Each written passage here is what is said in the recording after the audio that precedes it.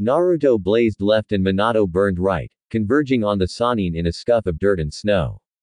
The boy feinted a low kick to Orochimaru's shin, baseball sliding under a hand reaching to grab his neck and snagging one of the snake summoner's ankles as the man swung his poison-soaked sword at Minato's gut, barely unsettling the older man's footing for Minato to leap above the swipe and smack a knee into Orochimaru's face. Crunch. Naruto flinched at the chilling sound of a nose getting crushed in the deep arch when the snake man bent backwards. Minato deftly rolled and bolted to his left, vanishing in a stuttering blur of yellow. Hissing when the Kusanagi blade swiped down to him, the core ninja hastily switched places with Minato's discarded pouch of tri-prong kunai and exhaled when all he received was a nicked sleeve from the Sannin's long sword. The souvenir seller Minato bought Kushina's snow globe and Naruto got his glasses started screaming, alerting the city of the fight. Meanwhile, Orochimaru righted himself and raced to Naruto, who was crouched on the ground and snarling. A smirk crawled up the man's face and his golden yellow eyes became elated, crazed. Ungrateful little boy. Naruto crossed his forearms, fingers curled around a pair of Hirishin kunai in a reverse grip and diverting a heavily weighted stab to his chest with the blades, squinting at the spark of metal scraping metal as Orochimaru unintentionally flew past the child. The Sannin gaped, putting his weight and focus on that debilitating stab wouldn't have possibly been blocked, not with those kunai. But he didn't anticipate that Naruto was aware of that to turn away him to the side, thinking the boy was cocky enough to want to take the full brunt of the attack. The world slowed down to a crawl as Orochimaru flew past Naruto, sword outstretched and feet grinding to find purchase on the ground. Turning his eyes, he bared his teeth when the boy sent a glimmering smirk from behind his crossed blades. His wide-eyed distraction didn't allow him to see a third tri-pronged kunai. The boy laid flat on the snow. Minato's punting kick connected on the side of the older man's face. Boom. Orochimaru careened away, bouncing on his back once and digging his free hand into the earth to slow himself down. His jaw hung loose. He saw red, watching Naruto stand up and Minato drop his foot. Without looking, the two blondes exchanged a fist bump. Their opponent wasn't someone either could beat alone, not at their current stages of combat awareness, but their teamwork was somewhat passable. Minato shook his head for Naruto to keep the two tri-pronged kunai in his possession. If they wanted to defeat the rogue Sannin, they needed to do this together. Orochimaru discarded his sword in the sheath, reaching up and snapping his jaw back into place. Seems like I have no choice. He mumbled, understanding the disadvantage of fighting Konoha's brightest star and Root's very best all by himself. Let's get serious, kids. Minato's brow twitched at the searing glare boring in their direction and his stance tightened when the Sannin relaxed into a loose stance, flowing into his personal fighting style. Blazing Mamba striking fists. The core operative sealed Minato's blades and flashed through a set of hand seals, slapping the ground. A wall of solid rock rose up from the snowy ground, and Naruto grit his teeth as it was promptly blasted apart, barely diving away from four blistering fingers when they made to cut into his shoulder. Naruto narrowed his eyes and his Byakugan activated with a rippling thud. He ignored the tingle on his shoulder, the one he could have lost if he hadn't dodged. Minato shifted his head to the left, missing Orochimaru's fingers, swept underneath a roundhouse kick and buried a fist into the Sannin's unprotected side, only for the sage to inhumanly bend around the blow and drive his knee into the older blonde's elbow. Minato blinked away to a kunai marker and Naruto surged to the grinning Sannin, hopping up and smacking a pair of scissors kicks into the man's guarding forearms, swiftly substituting when Orochimaru's arms shifted into two white snakes and bit into a log of wood, shredding it to pieces. He snapped around and backhanded an unfinished Rasengan to his face, ripping his other elbow into Minato's face but wincing from a palm strike to his lower back from Naruto, completely winding around after his last counterattack and breaking a left hook into a substituted log of wood. The 20-year-old Namikaze, with a purpling bruise blooming on his right cheek, flashed away and Naruto tagged in, running a barrage of knuckles into Orochimaru's gut, yanking his hands out and wheezing when an unfazed Sannin crushed his knee into the 9-year-old's chest, catching the airborne boy by his neck with a light chuckling. So much for getting serious, He squeezed his hand, tightening his chokehold on Naruto's neck, licking his lips at the boy's blue, air-deprived face. Now go to sleep, child, I'll attend to you later. Oi! And a horse-sized toad barreled past them, dispersing in a large plume of smoke.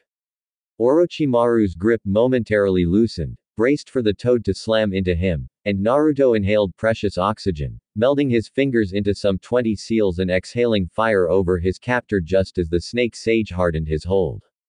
Fire release. Great fireball jutsu. Red tongues of fire washed over Orochimaru, and the utter unexpectedness of it forced an agonized wail from his lips, releasing the boy. Naruto landed, maintaining the stream of flames for 3 more seconds before he cancelled it and rushed away. The man on fire, Orochimaru, bellowed vengefully and gave chase. Come here, brat. Quote. The Sandaime surely won't mind if a few fingers and toes went missing on Konoha's lost son, maybe some inches of flesh and several severed tendons. Orochimaru and Tsunade could always heal those injuries.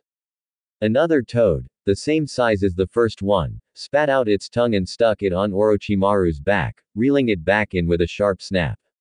Minato, on the toad's back, dispelled his summons when the burning Sannin rocketed to him. Minato flipped through 8 seals and pushed his hands into the ground, raising a rock wall for Orochimaru to faceplant into. The irked sage pushed off, only for his head to be kicked right back into the wall, forming a spider web of cracks from the solid wall. Naruto, foregoing the inferno coating his opponent's form, planted his sneakered foot onto the man's head and bashed Orochimaru's face into the wall 5 more times, more frustrated that he couldn't shatter Minato's wall, if anything. Then the Sannin flared his chakra. The sheer power blasted the core ninja off his feet, obliterating the rock wall and denting the ground. The windows of the supermarket broke under the pressure, and the souvenir stand wouldn't have stood a chance if the seller hadn't long since fled. Naruto regained his center and shook away the cobwebs blanketing his senses, substituting midair with a flying piece of debris and bouncing from one chunk of pavement to the other, falling to the earth in a catastrophic shower of stone and thick dust. The boy's Byakugan stared down to the center of the mayhem. Orochimaru of the Sannin rose out from his smoldering body, shedding his skin and glowering with renewed energy. Whatever combat-worthy ninja Tin City had descended on them, diving headfirst into the dust to apprehend whoever was causing the disturbance. Time to get lost. Naruto concluded to himself, landing with a neat roll and dipping away from the chaos through the noise of fighting and smoke, excusing himself by disappearing completely from human detection. His arms behind him and his head lowered as he pelted into the city, he jerked at the condescending voice humming to his right. Do you have somewhere to go? Not needing to even use his dujutsu to confirm who the person was, Naruto blasted chakra to his feet, much too much chakra for it to simply stick to the surface, and the ground beneath him exploded, propelling him over the elongated limb aiming to coil around him. It sounded like a crack of lightning. Bang! The boy's arms windmilled in the air and his legs cycled, flying at dangerously high speed and feeling the cold air lash across his face. Peering back, he frowned as the reptilian Sannin doggedly slithered beneath him. The dark-haired sage looked 10 feet longer than Naruto remembered, with his legs joined together underneath his pants and his arms, neck and torso more rubbery.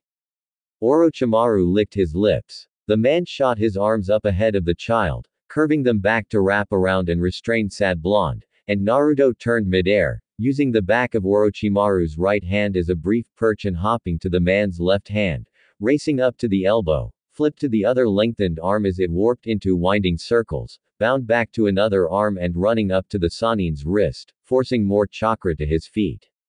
Bang! It was like grabbing at air. Orochimaru winced, both at the dizzying footwork and the explosion, tearing his rubbery wrist and losing his hand. All done in the air, and while both of them were careening faster than a horse could run, one sliding on the ground and the other soaring in the air. Naruto couldn't fly, of course, and not many core drills could prepare a person for this type of reactionary midair fighting. It came down to pure instinct. Finally, their hectic game met a concrete wall and Naruto's hands pawed at it, scrambling up the building and muffling a blistering curse when the Sannin stubbornly followed him, even increasing in speed. Apparently, capturing the rogue core ninja would bear more fruit than killing his fellow Hokage candidate, Doing both would have assured his seat, but taking the blonde child back to Konoha would raise the already high opinion of the Sandaime in the Snake Sage's favor, convincing the powers that be to support his ascension. Danzo, Koharu and Homura, along with the backing of Hiruzen Sarutobi, would make his rise into the seat more smoother. Minato might have the constant support and admiration of more than a third of the village, a staggering number of shinobi and civilian vying for him to take the seat of power, but Orochimaru could attain the good graces of the people that counted in one fell swoop if he could somehow get this brat back home. Back at the front of the supermarket, the dust settled and the Tin City guards realized they weren't fighting anyone, turning their eyes to the sound of shuddering pops of chakra. They saw hazes of distorted light barrel up the side of a 5-story, one chasing the other. Naruto withdrew a Hirishin kunai and vaulted to the top of the building, sending a scathing look to Minato when he got to the middle, and the man flashed to Naruto's seal tag, who smiled apologetically as the boy whizzed past him to the edge of the building. "I'm still getting the hang of that jutsu." He threw an uppercut and Orochimaru swerved away from the accurate attack for his chin, going too fast to stop at a dime and properly counter the blow. It's not as easy or cool as it looks, it's technical. If Naruto could yell, he had a few handy swears ready to hurl at the Namikaze, settling for a burning glare with his pale Byakugan eyes. Geez. Minato huffed, rolling his eyes and surging into some hand seals. Naruto did the same from Orochimaru's front at the edge of the building. Wind release. Great vacuuming wind. The older blonde inhaled and the younger blonde exhaled, blowing large gusts of wind to push the Sannin away and get caught in Minato's wind vacuum, effectively stopping Orochimaru in his tracks. Minato closed the distance and stabbed a kunai into the Sannin's lower back, wedging his tri-pronged kunai between a spinal column and the pelvis, and then placed his right hand on the pained man's neck. Got you. A complex seal warped into Orochimaru's skin, expanding and spreading across the pale man's head and upper torso in a complicated spiral of high-level seals. Fuinjutsu. Drain and restrain. Minato dragged Orochimaru's chakra into the seal, separating it into a storage seal and freezing the snake Sannin's muscles in place. The blade in Orochimaru's back was just to stun him and make the contact seal hurt more. And it did. It hurt. It hurt a lot. A blood-curdling wail ripped from the Sannin's throat and Minato roared, bellowing to the remorseless core operative as the 9-year-old skirted over to the frozen Sannin. Mess him up. A second Hirishin kunai found itself in Naruto's other hand and the boy spun them in his palm, closing into his target and leaping forward. He impaled both of Orochimaru's shoulders with the 2 ninja knives, using his weight to drag it down and ultimately severing the tendons there, effectually making the sage's arms useless. His feet flattened on the roof of that 5-story building and he swiped at the Sannin's lower stomach, splitting through the Konoha flak jacket with the first 2 cuts and opening the man's stomach with the second 2. His Byakugan lit up like a blazing white inferno. His body became a blur of lethal cuts and vicious strikes. Minato clenched his teeth, concentrating on holding down Orochimaru for Naruto to whittle him down, but he couldn't help marvel at the precision behind each slice and jab. Vital tenketsu, tendons and joints, the boy found them and tore them. Rising from below, Naruto cut Orochimaru's toes, stabbed his ankles and ripped clean through the Achilles tendon, racing up and slicing across and into the calves, pushing into the back of the knees and swiping around to the kneecaps, bashing the base of his kunai there thrice, tearing slashes up Orochimaru's thighs and briefly left the 2 tri-pronged kunai impaled into the Sannin's hips, backtracking half a step and roaring back with a rising knee to Orochimaru's crotch. Crunch. Minato felt it in his soul. Whatever second wind Orochimaru was mustering was violently knocked out of him. Naruto was still yet shorter than the 2 men, so he couldn't comfortably use his foot to obliterate Orochimaru's balls. Although a knee to the groin was just as bad, or probably worse, than a foot. 5 seconds. Minato called, visibly struggling to keep Orochimaru down. Make this count, kid. Naruto exhaled and retrieved his blades from Orochimaru's hips, continuing his crippling journey upwards.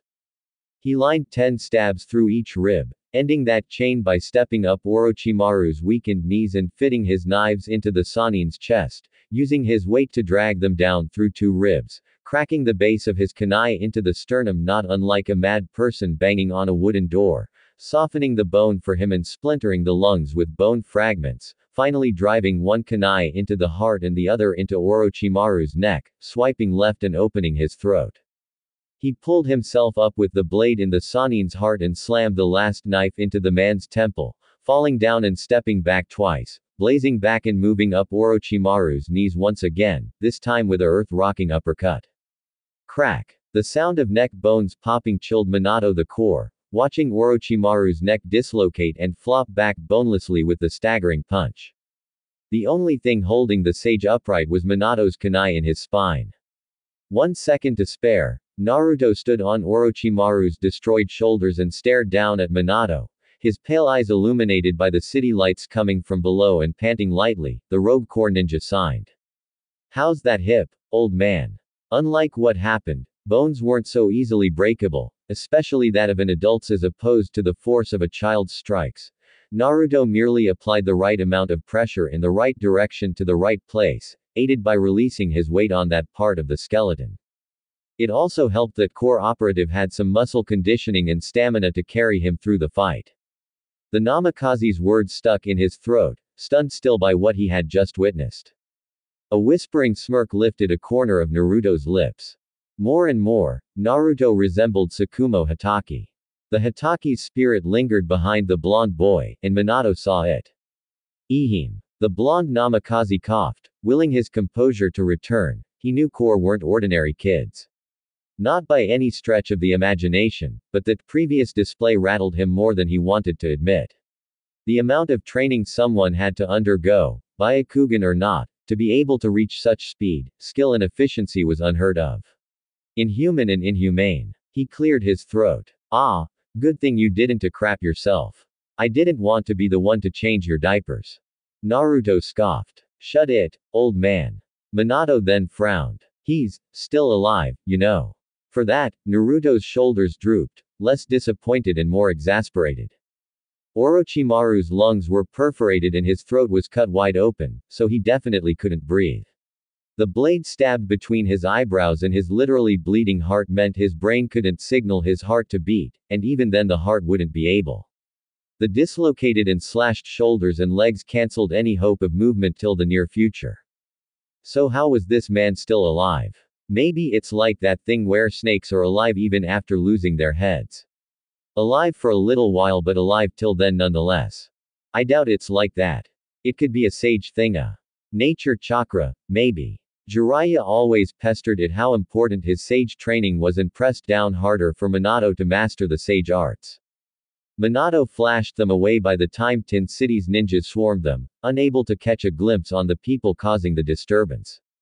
The Namikaze reappeared with Naruto and the restrained Sannin on a barren, snow-covered dirt road, likely still in snow country because the core ninja could see the lights of Tin City shine southwest of them. Getting his bearings, the boy hopped off Orochimaru's shoulders, shrugging and shaking his head. "Dude, I have no idea." The only sage the boy and his siblings studied and were gathering information on was Jiraiya, the easiest of the trio to uncover. After that would have been Tsunade Senju, who was more difficult to investigate and build reasonable intelligence on, and then the most secretive Sannin came last, Orochimaru, of whom reportedly had no family name to deem worthy of mention. As a countermeasure against betraying the village and to put forward a long-term seat warmer for if any of the Sannin died or were incapacitated, until another person outside of root at the Sannin level of skill came forward to replace the fallen Sannin. The legendary Sannin were charismatic characters among Konoha's ninja force. War heroes that stood toe-to-toe against Hanzo the Salamander and accorded the overpowered Amekages open respect. Enemies wavered on hearing their names and Konoha ninjas were bolstered to reach their height. It wouldn't do to lose such fearsome shinobi.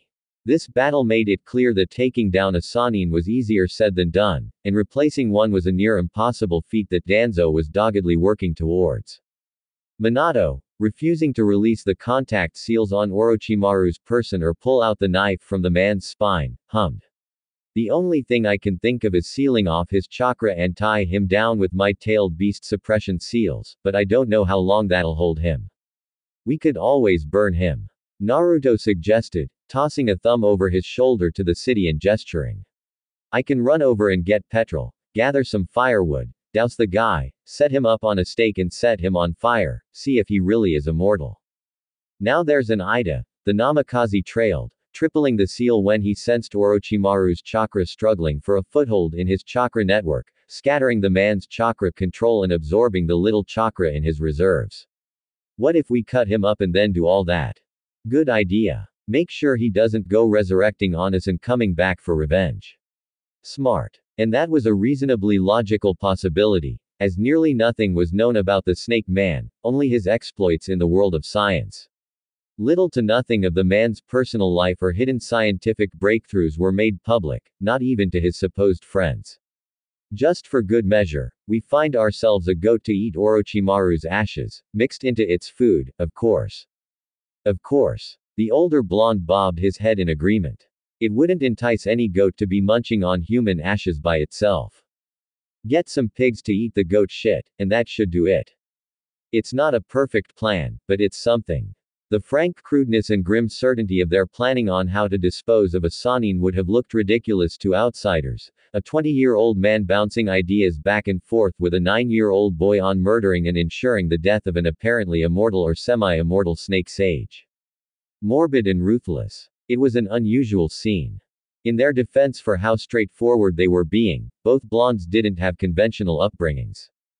Naruto was just about to rush off and get himself a sizably jerrycan of petrol and a sharp enough axe to begin lopping off Sannin body parts, though Minato stopped him with a groan. Wait. Hold on. The boy raised an eyebrow, a bit surprised by the newfound hesitation on Minato's part. What am I going to tell Lord Sandaime and the rest of Konoha? Who says you have to say anything? An inquiry says so. For all they knew, Danzo knew of Orochimaru's journey to Snow as well as the Snake Sage's plan to kill Minato and capture Naruto. The elder could spin a story about Minato betraying the village, and seniority meant that Danzo's tale would be more trusted than Minato's statement. Naruto ran a hand through his hair, muffling a breath as he dragged his palms down his face. As terrible as this sounds, we have to let him go.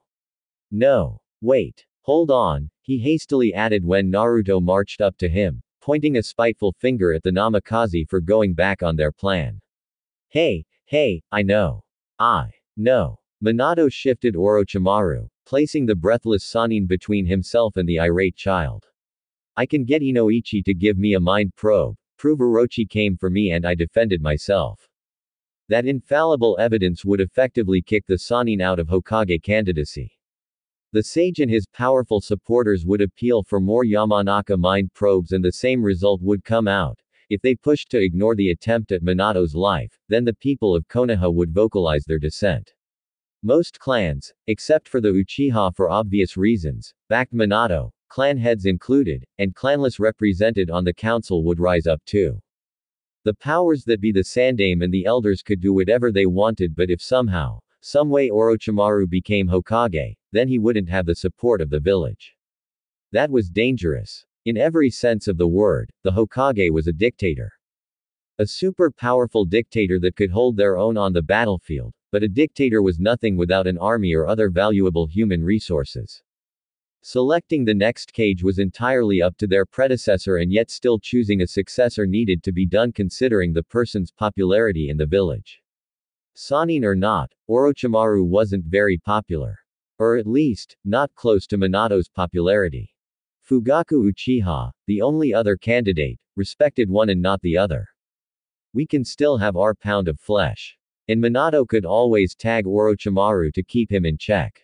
A collar for the snake, if you will. How's that sound?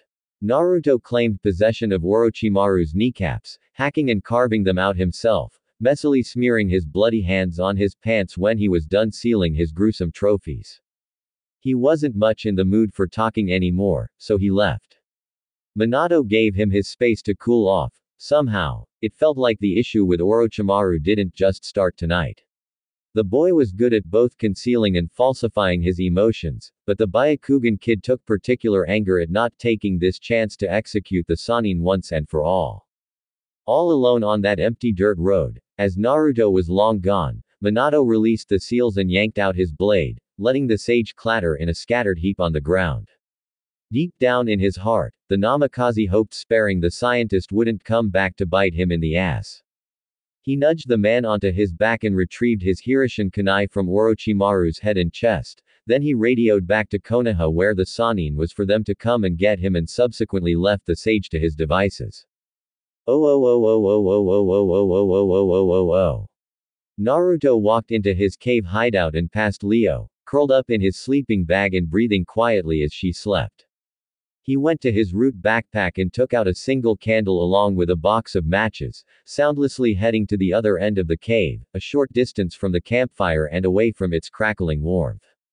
The boy turned his back to the fire and sat down on the ground with his legs crossed, swathing the general area he was in with his shadow and blacking out the end of the cave. He set the candle on the ground and struck a match, lighting it. Instead of tossing away the spent match, he clenched it in his bandaged right hand and his cheek twitched at the low sizzle of his palm against the cooling matchstick. He tipped some candle wax on the floor and secured the candle on it, steadying it until the wax dried the candle in place. Then he rubbed his palms together, crushing the spent matchstick between his bandage wound hands, and shifted his fingers into the ram seal. He caught himself before he could begin to recite a prayer. Rather, he meditated. A pair of hazy neon pink eyes stayed on her benefactor's form, drooping shut moments later. The pair tread carefully in the snow-covered ground far up north of their cave hideout, so close to the ocean that freezing cold sprays of water smashed down on the rocky beach several feet from them. Leo shivered and Naruto sniffed, holding a ninja blade in his right hand and slowly scanning the thick white earth before him for what he was looking for. The girl stalked close behind him, gripping the hem of the back of his shirt with her thumbs and pointer fingers. Thanks for the jacket, sir. Naruto bobbed his head without turning to her, pursing his lips and creasing his brow in concentration, not wanting to activate his dujutsu as he scoured the freezing landscape near the snow country's northern shore. Leo smiled hesitantly and the cold reddened tint of her cheeks turned a deeper shade of rosy red, lowering her lips to hide behind the high collar of her white and blue camo parka, while a wool beanie protected her bald head from the elements. Somehow, her wings passed through the parka and stayed folded on her back, as if those large leathery, skeletal things on her back wafted through the molecules of the coat but still managed to remain solid, scraping the snowy ground. He might not have been able to get her any other footwear than a pair of thick socks and rubber shoes, and she still wore her knee-length white shorts from her time in Hidden Star. Though the parka was long enough to reach the middle of her thighs, she was very appreciative. It's very warm. Thank you. The boy was grateful she wasn't one of those snooty, spoiled noble kids. Then again, he didn't know if she was a noble. She certainly spoke like one. It was very hard not to head into assumptions with how she spoke. But then again, he didn't know any noble that would encase their child in a glass case for who knows how long and have who knows how many terrible things done to her. Naruto didn't encounter them much, but the ones he met were either sheltered beyond reasonable hope or spoiled to their very core, or both. The lightning daimyo's only son, for example, was both, known to often beat the palace servants for flimsy reasons and then subsequently cry to his royal parents for them to be sacked, or worse. All in all, it wasn't his business if she was from a royal bloodline. She held the bottom of his shirt tighter in her fingers. Leo cleared her throat and he bobbed his head, encouraging her to speak as he bent down and dusted soft snow from a plant, digging his kunai into the earth and gently carving out the plant along with its roots, storing it in a storage seal and rising back to his feet to continue his search. Leo innocently did so as well, refusing to let go of his shirt as he dug up the medicinal herb and got back up. I don't want to be a bother. The blonde boy held his voiceless tongue. By all definitions, she was being a bother, following him around like a lost puppy and unwilling to let him go for even the shortest moments. Eventually, she would get a hint. He settled on a shrug, seeming to not mind whatever she did in digging up another herb. I can do things too, sir. Like Kia-like chores. She nodded to herself and spoke firmer. I can do the chores. The boy glanced over his shoulder with an incredulously raised eyebrow, asking without asking what possible chores were there to do in their current situation, seeing as neither had a permanent base of operations to maintain. I can carry your bag and gather firewood and wash clothes and clean the cave and wash dishes and I can learn how to cook and lots of other things. Naruto found himself amused by her stumbling words and her blubbering offers, hiding his smile as he found and crudely uprooted another plant, a different on from the first two and needed less care. This one could be cleaned and used for cooking to cure stomach aches and provide some nutrients, while the former were for medicine. She kept talking, offering her services in the best sales pitch an articulate 7-year-old with nowhere to go could provide. She wanted to earn his kindness and not for him to feel obligated to watch over her. I can be of help, sir. He went down and stabbed the earth with his blade, bringing out a notepad and pen.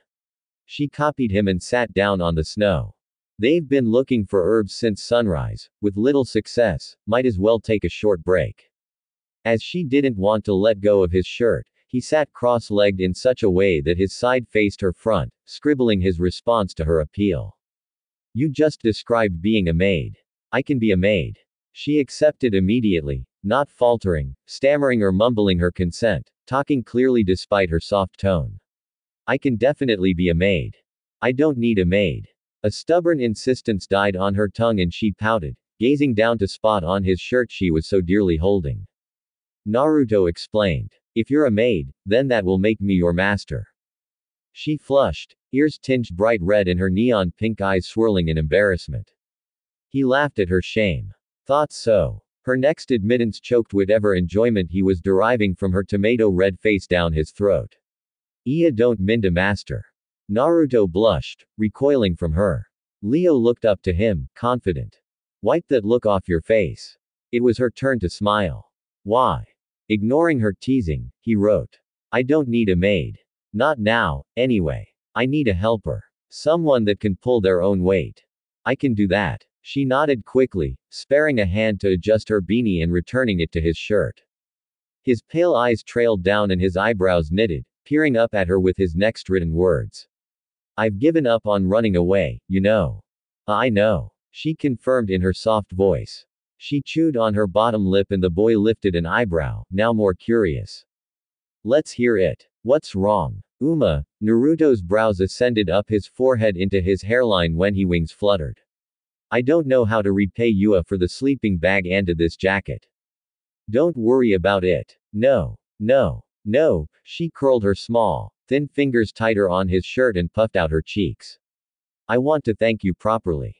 Naruto's stomach sank as Leo bashfully puckered her lips, so red in the face he was partially worried she had caught a cold. His right hand came up and instead caught her face as she came in for a kiss on his cheek. His left hand scribbled a note. No. Then. His writing hand pushed the end of his kunai into her gut, simmering in his amusement in spite of the light shadows of embarrassed color on his cheeks. He nodded his head and encouraged her to take it, carefully retaking his right hand from her face when she took hold of the blade with one of her hands. Using his right hand, he wrote, "Catch us a rabbit for lunch."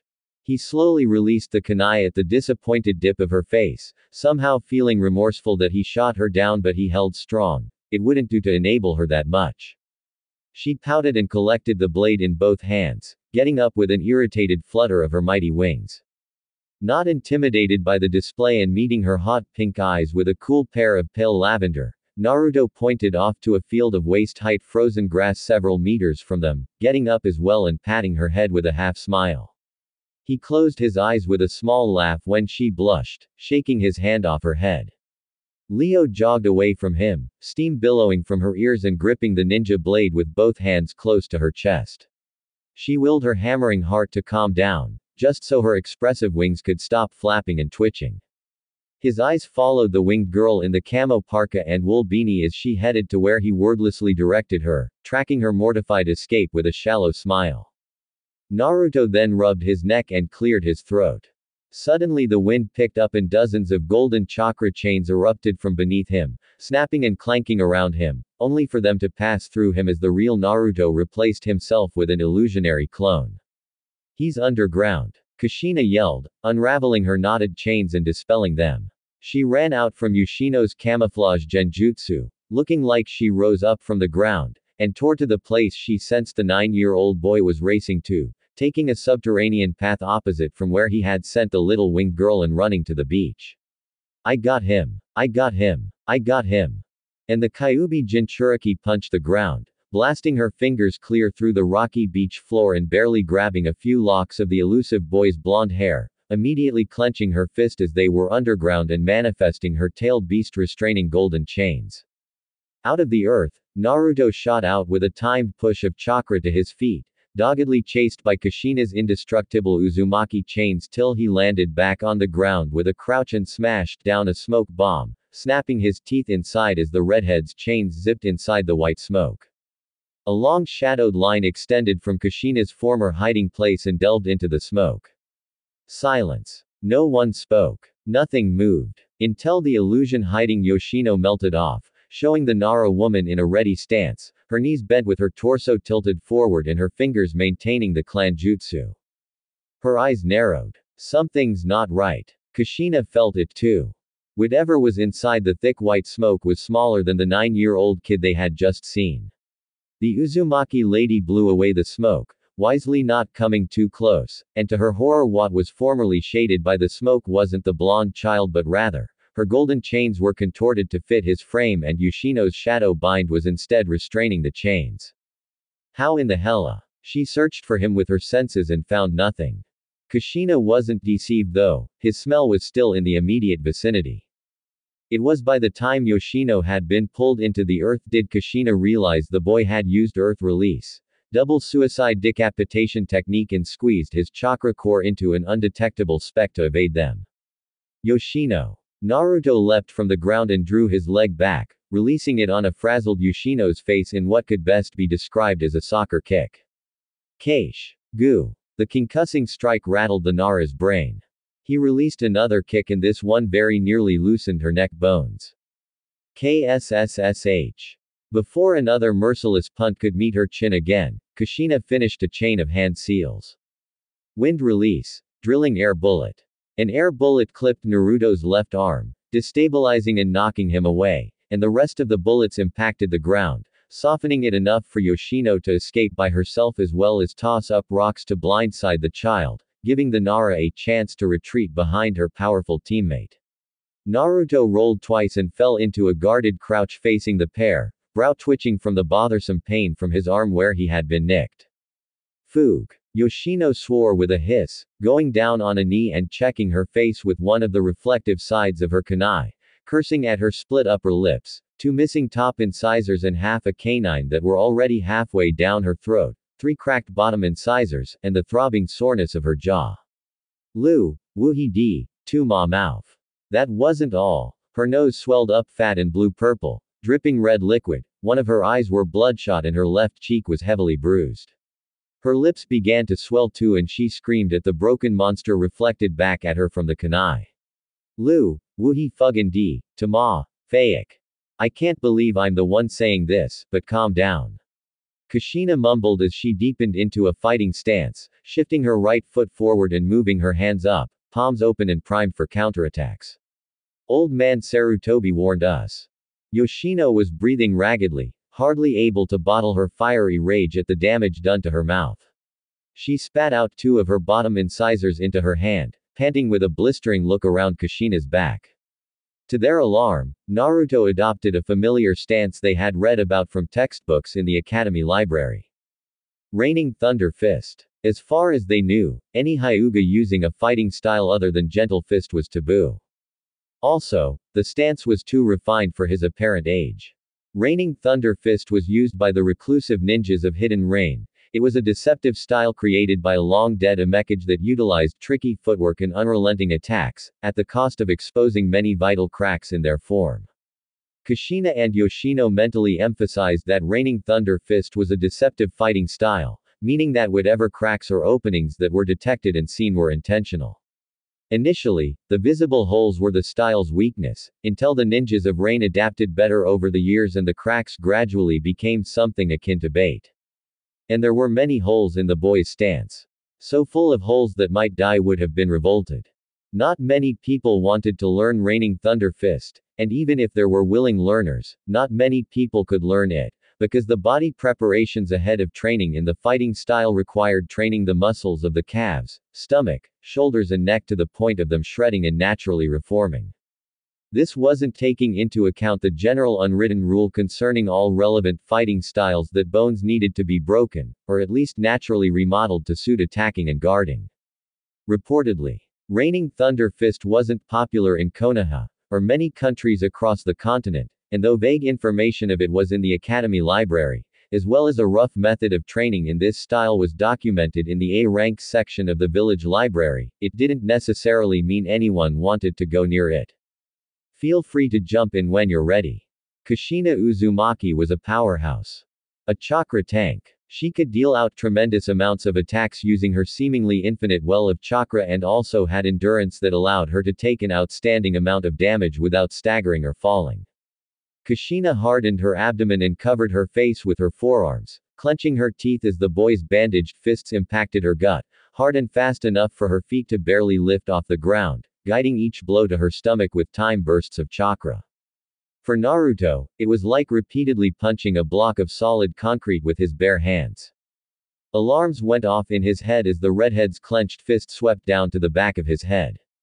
Instead of taking the blow in its entirety, because he couldn't dodge with how close she was, he followed the path of the blow and tucked into a roll between her legs, riding up with a front flip and missing a barbed chain aiming for his neck, landing and ducking a flaming haymaker and planting 5 punches to Kushina's side, grunting when she backhanded him into the ground and he once again rolled with the blow, blinking multiple times to get the flickering lights out of his vision.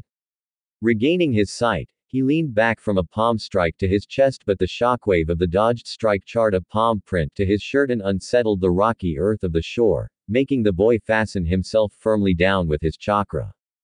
Boom. An effigy of the 9 tails hovered at the Jinchuriki's back and in place of her palm, held up there to his chest and framing the palm-shaped burn print, was a massive Kyuubi palm, coming down on him with full intent on crushing him into pulp. Kushina's purple eyes were on fire. He saw his life flash before his eyes. Out of all people he had killed, the 71 brothers and sisters he executed during the graduation ceremony stood before the uncountable multitude. The souls he claimed could dam the gates of the underworld. The blood on his hands could flood a country. Naruto gnashed his teeth, defiant. The Kyuubi holder's killer intent was strong and her hope that it would be enough to bring the abnormally skilled child to his knees was well placed. Lesser people had their hearts implode under the unbearable pressure of her killer intent at even half blast. The boy's dujutsu flickered and he slapped away her palm with his right wrist. Swinging his left pointer and finger upwards to her elbow and meeting the joint with a tenketsu blocking strike. Huffing at the infuriated knee to his gut and returning a mighty stomp on her foot, smacking his right elbow into her chin as she unintentionally bent down, shooting a left hook across her face, slamming his shin into her inner right thigh to forcefully part her legs and unsettle his stance, slamming another elbow into her chin when she ducked again, rising with a chin-rattling uppercut. The lady grunted, slamming chakra through what tenketsu Naruto had blocked and restoring functionality of her limbs with an out-of-breath pant. This process hurt and it wouldn't have worked if she didn't have enough chakra in her reserves, but it was an effective measure against Hyuga's. Kushina's foot soared up and lodged itself in the core operative's gut, knocking the wind out of him, coming down for a knockout chop to the back of his neck only to change her mind mid-strike and move her hands under her, intercepting an upward stab to her lower abdomen by grabbing the wrist of the blade-wielding hand. Blood trickled down the corner of the boy's mouth and he coughed, battling his own lungs to reopen up to receive air. Naruto hopped up and kneed the butt of his kunai, forcing it up a little more and pricking Kushina's stomach, trying again and getting the very point of the blade impaled in the Junin Uzumaki's gut. Not stalling to celebrate his small victory, he leapt up again to knee his kunai deeper into Kushina's abdomen, only to get swept off his feet once he came down. But she didn't let go of his left wrist, breathless and gritting her teeth from their former exchanges and also feeling the cut on her stomach patch itself up, so the boy immediately used that unbalanced leverage her hands on his wrist provided to push off the ground, his right shin bashed into the side of her temple in a rumbling scissor kick. It was her turn to blink away the popping lights in her vision. She released his wrist and he fell down, gathering his wherewithal to hastily roll on his side from her blinded foot stomps. Then a long shadow shot into his own and he froze. His Byakugan tracked Yoshino, on one knee and with her own shadow elongated into his own. The woman's elated expression shone. He cursed himself for forgetting about her. This pause was only momentary. Master. Leo. A large shadow spread itself overhead, plummeting like a meteor. Kushina turned her head up and squinted, feeling a flickering frown at the sight as her vision returned. Naruto peered up too, lying on the ground and using his Byakugan to get a good look. Leo's wings were 4 times the size he last saw them, spanning wide enough to blot out the sun from the sky. Her pink eyes, wailing in insanity, bore down on Kushina and the compromised position of her apparent master. She roared. It was an ethereal sound of madness and paranoia. The little girl dive-bombed the Uzumaki, using her small body to tackle the redhead into the ground and eliciting rippling shockwaves across the landscape. Thoom. Oof. Kushina exhaled, hard. A wide crater formed on impact in the rocking that small portion of the world. Yoshino manipulated her shadow, and Naruto, to get off the ground and flee to safety, as did she. Pink and white light blasted out from the deep crater, beaming clear into sky with a shrill whistling sound. Wind rolled around the light and manic energy reverberated across the rocky shores of northern snow country. Leave him alone. Thud. Thud. Boom. Thud. Boom. Boom. Boom. Thud. Crack.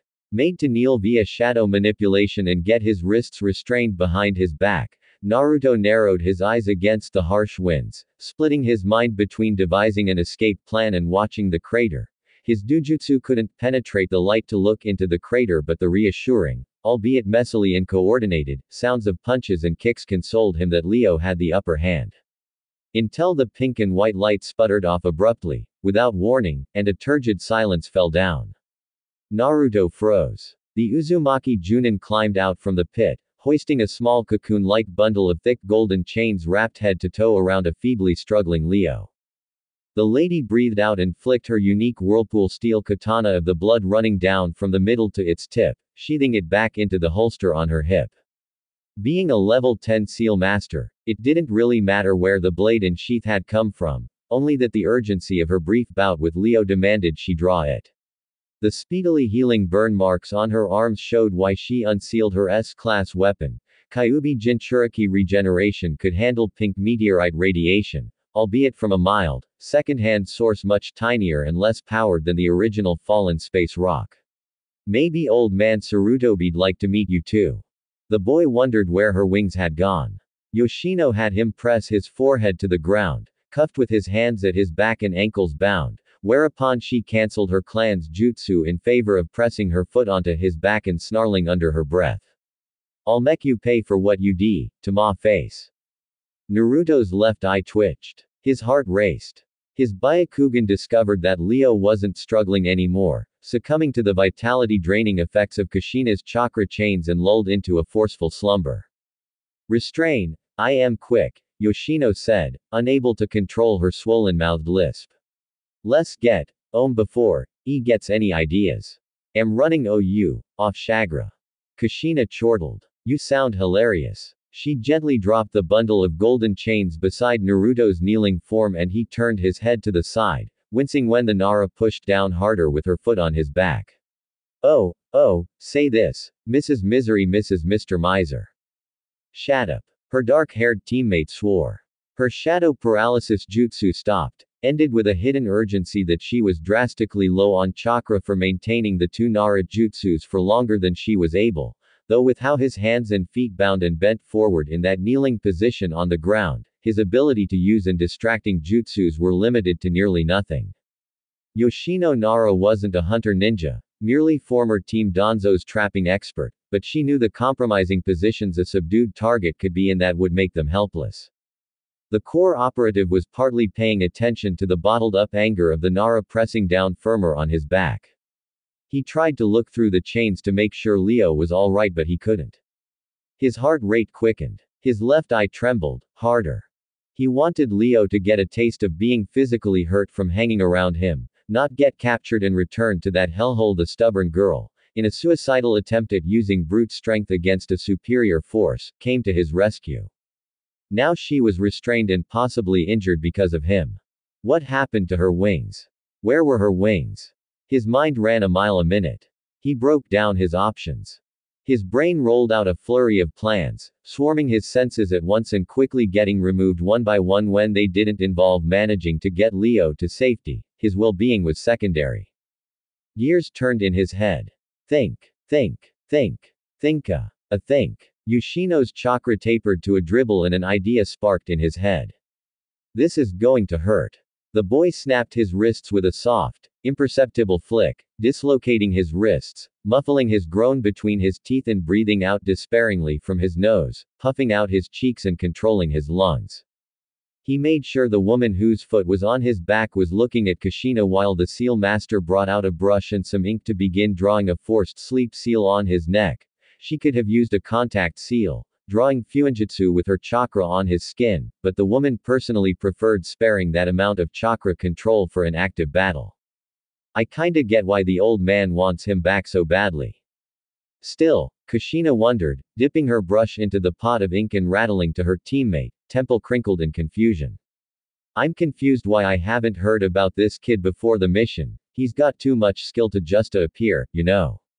Yoshino conceded to this with a nod, admitting that this blonde rat that damaged her face was yet another Kakashi case, the second one after Kakashi Hatake, where a young child came out of nowhere that their superiors claimed had been citizens of Konoha from their birth. He smells like Mina too, which is even weirder. When we get back, we're getting answers. Danto-sensei knows something. Naruto wiggled his hands from his restraints and suppressed a panicked shudder when he felt the cool, wet touch of ink on the base of his neck. His eyes switched back to Leo, unmoving in her chain cocoon, and he bared his teeth. He didn't want to do this to Minato's fiancé copyright out of respect for the man and what little camaraderie they had the other day, but nothing in hell was going to take Leo to Konoha. Yoshino noticed his hands were no longer tied and opened her mouth to warn Kushina, but the boy had already snagged one of the Jinchuriki's ankles in his right hand while his other slid around to his chest, forming a half-ram seal and calling on the same personal hidden jutsu he used on the doctor back in Hidden Star. The brush and ink leapt off Naruto's neck and Kushina started to dry up, starting from the point of contact, her ankle, and rapidly crawling up her leg.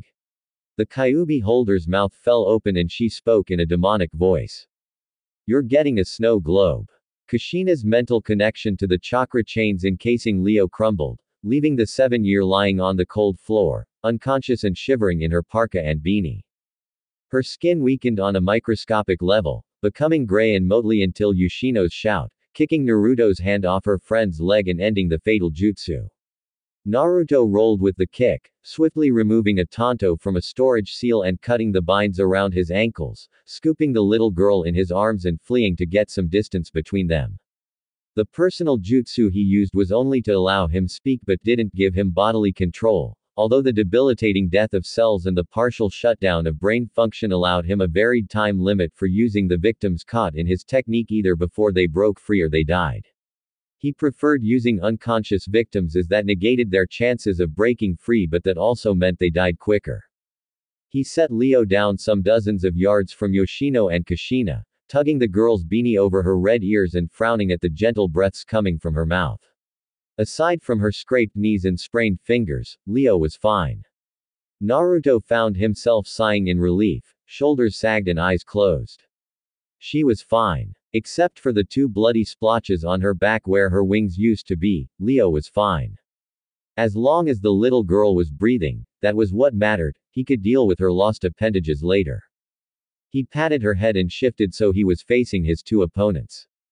The dead skin, muscle and bone cells in Kushina's body were being replaced by newer ones, regenerating what was lost and restoring her back to normal at a slackened pace. If she weren't a tailed beast holder, she wouldn't have been able to do this so quickly. The redhead was standing with a hunch, gasping tiredly, willing the disastrous noise of vengeance bellowing from the Kyuubi to quieten down. The leg Naruto had grasped was taking its time returning to normal. Yoshino, not sure what to do, was trying to make heads or tails of what happened. She was crouched before her friend. As a trap expert, her hand-to-hand and strength wasn't on par with Kushina's, and though this boy was posing a bigger threat than the third spoke about, she would have to put herself between this unpredictable child until the Uzumaki got her second wind. Remarkably, Kushina regained her composure fast, taking her place in front of the Nara. There had to be a limit to what the Kyuubi Jinchuriki could regenerate and heal, Naruto thought with an exhausted sigh. Coming back from depowered radiation was one thing, and bouncing back from cellular death was a completely other thing. Kushina on her own was powerful, but her abnormal regeneration was on its own overpowered level. Still though, Naruto could see, plain as day, Kushina's fighting spirit was waning. Physically and psychologically, she was drained as much as he was. And even as Naruto's Hiden Jutsu targeted the brain, spinal cord, vocal cord and mouth, this feeling of not wanting to keep fighting bore down on her soul. For the sake of the mission, she would keep fighting. Reality overlapped her own sheer stubbornness alongside her teammates' whispered call. Kushina. I know. The boy had shown that he could evade almost everything they threw at him and escape whatever he couldn't dodge, and now that he had that mind-possessing, cell-killing jutsu, they didn't know how many times he could summon it, for the child was still tightening the size of his chakra core to that of an insignificant pebble. What they were certain of was how fast the blonde could perform it, having a vague clue on how long it would last and how destructive it was. Touching him or getting him to touch them seemed more dangerous than it should be. On Naruto's side of the battlefield, he wasn't sure how much longer he could keep going. His chakra wasn't very big to support him for any longer than another 3 minutes, and with him safeguarding Leo, he would be stunted if he was forced to run away. He didn't want to kill them, in spite of all the damage he had caused, but that was the likely option he had left. Naruto wasn't dumb enough to think he could outmuscle or outlast her in a battle of attrition, especially since there was an injured trap expert staying away from his blows. Bringing Kushina Uzumaki and Yoshino Nara down needed careful planning. Oi brat, give it a rest already. Kushina panted lightly, a bit winded but overall now analyzing and adapting to the boy's combat style. This is crazy. Let's stop this and head back home. Lord Third and Danzo-sensei are worried about you. Said brat pushed his left fist forward and lowered his center of gravity, reversing the grip of that tanto in his other hand at his side. His blazing white eyes narrowed. Here goes everything. That's not gentle fista, Yoshino murmured, more and more alarmed at the feats she'd witnessed from their target. Her mind worked to recall where she had seen this broken stance before, gritting her teeth as the boy directed a good, long look at her, hunkered down and protected by her Uzumaki partner. Her eyes bugged out. Naruto wilted, visibly losing strength in his legs and dropping to a knee. His exhaustion from coupling the fight last night with that of the fight now mercilessly ran over him, and Kushina found herself slacking in her stance and resolve at the sight of his tiredness. See what I'm sayin'? He ran a drained hand down his face, stabbing his tanto into the rocky ground and shutting his eyes to center himself for one more final push. Gimme a minute, he signed with a lazy swish of his hand. This is so embarrassing. Oh, take your time. Yoshino mocked sarcastically. She jabbed a finger in his direction and looked up to her red-haired friend, losing her patience when the Uzumaki dropped her aggressive posture and let her head flop forward. What are you waitin' for? This is clearly a trap. The Nara felt herself withdrawing a little when the 9-year-old picked himself up again, ripping his weapon from the ground and returning to his former fighting stance. His arms barely trembled, Kushina noted, and he was breathing out more from his mouth. See. Alright, let's make this count. Stand down, kid. We can still be civil about this. Kushina warned. Says the two 20-something-year-olds that tried to ambush me, and the Jinchuriki lady that chopped off my friend's wings. Get how that's annoying, I really do. The Uzumaki promised, placing a hand over her heart. Cutting off a person's wings wasn't something Kushina usually did, literally. You were having a moment with your friend, a nice moment. A nice-ish momenta. She allowed herself to divert the flow of the conversation a little, speaking her mind. I'm just sayin', you could have handled that better. I mean, a hand to the face. Come on Mana. She was speaking from an honest place. Minato was a very clumsy, tactless man.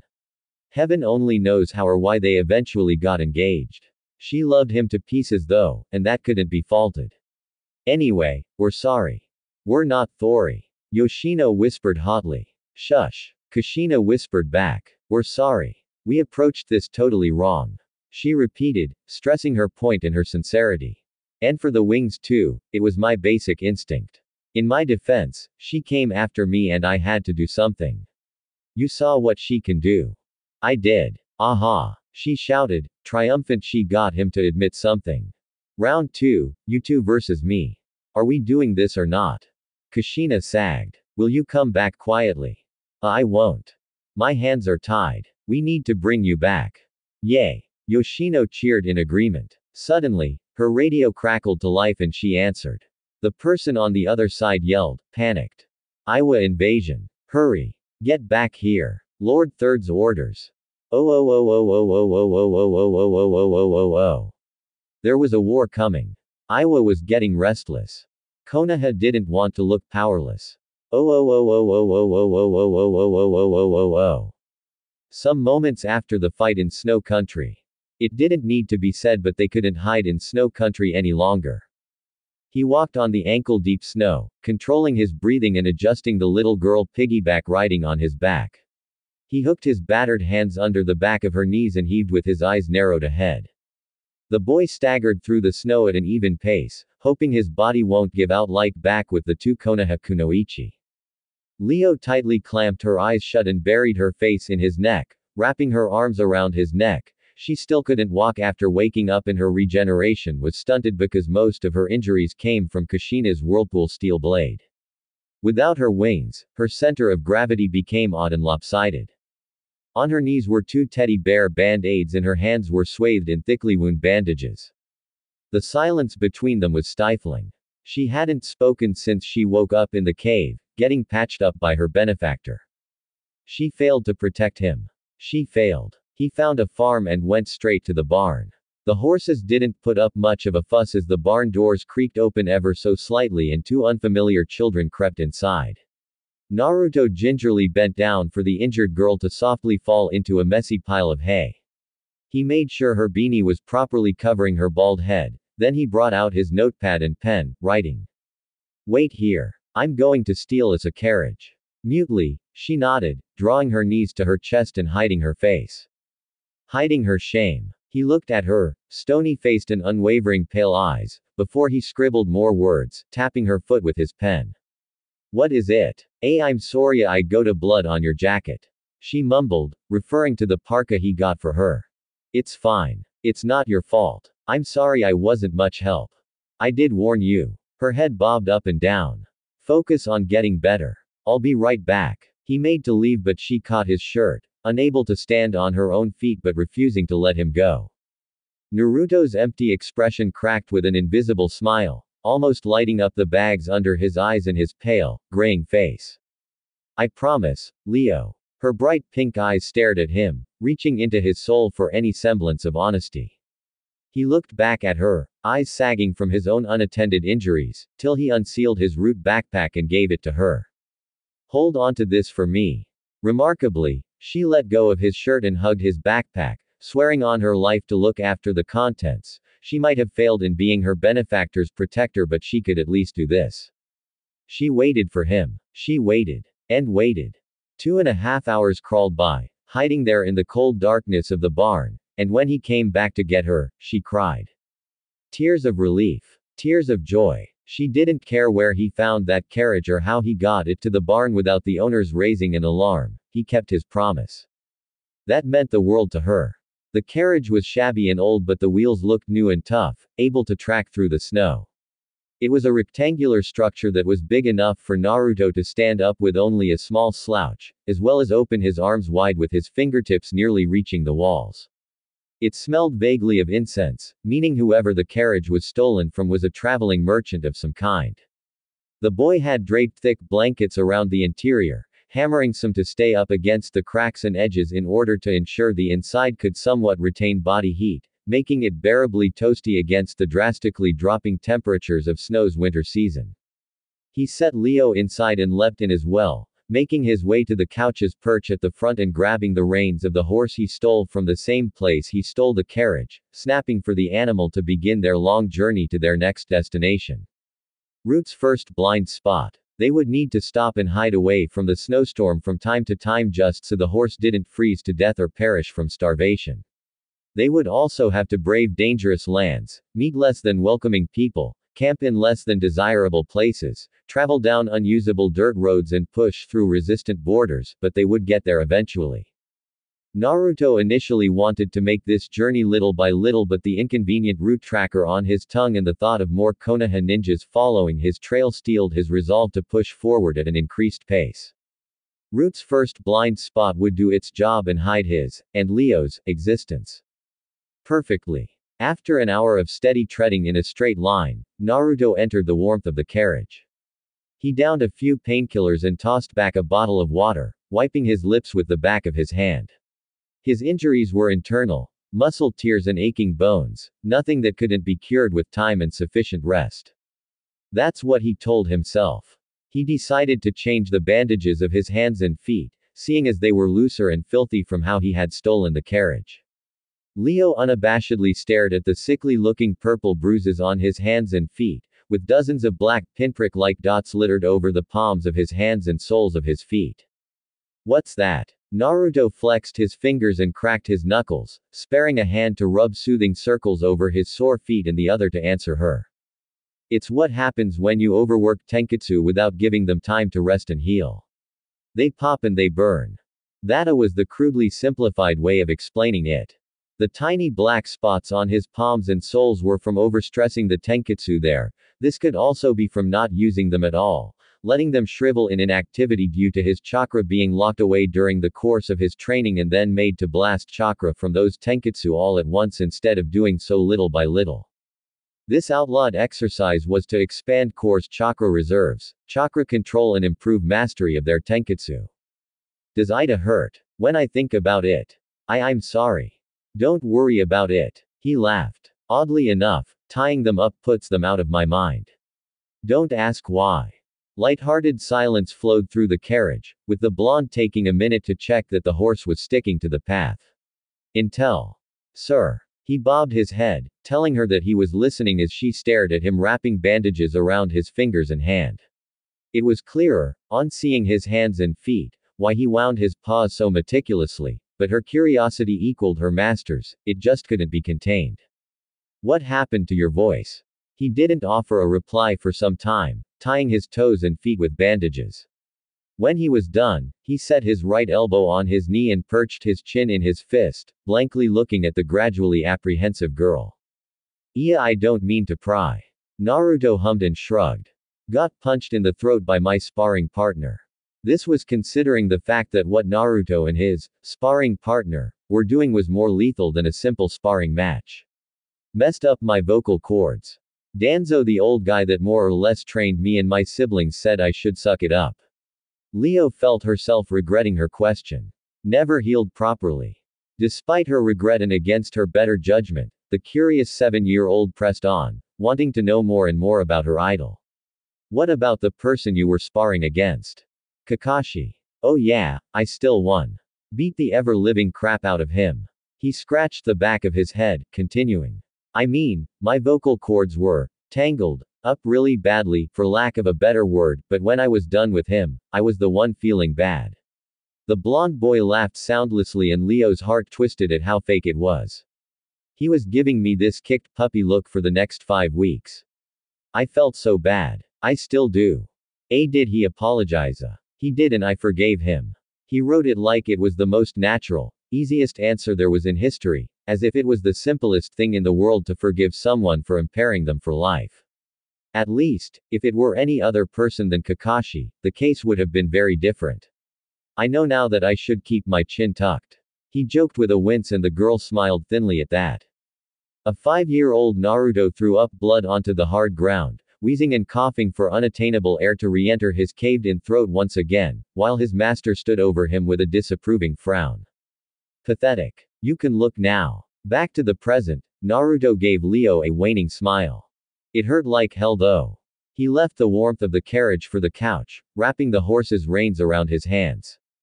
He needed to be alone with his thoughts, get himself ready for the journey ahead. The road to Hidden Chill was not going to be uneventful, and it certainly wasn't. With his companion nestled inside the warmness of the carriage, a blizzard brewing around them and the tireless resolve to keep moving forward, the pair disappeared into the snowfall. Next time Naruto and Leo were seen or heard from again, the limitless roots of a great society had threaded itself clean through the heart and soul of the continent, conquering and controlling the criminal underworld, and spreading its influence to places no hidden village could possibly reach. They did their jobs in absolute secrecy and lived their lives in complete privacy, reflecting the awe-inspiring personality and charisma of the head of the family. It was the rise and dominance of the greatest crime family the world had ever seen. Whisper Group.